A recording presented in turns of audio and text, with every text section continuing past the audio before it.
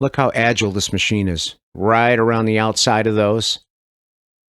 It's continuing to put product down. It's going to shut his hopper off again. Turns right back around and he's at it. He's back on the property.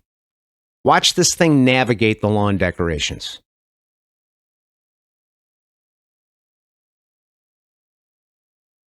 Zips right around him. Still applying fertilizer. Quick 180. Look how tight the turn radius is on that machine. Now, when you do the border passes on a permagreen, you're closing off that third hole. You're dropping down that deflector. That's exclusive to permagreen. Think of the product savings. Do them better. Do them faster. Do them all. That's permagreen.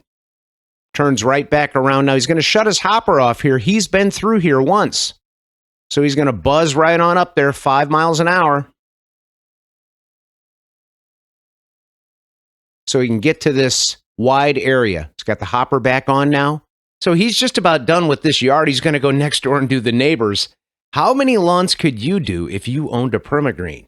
Do them better. Do them faster. Do them all. That's permagreen.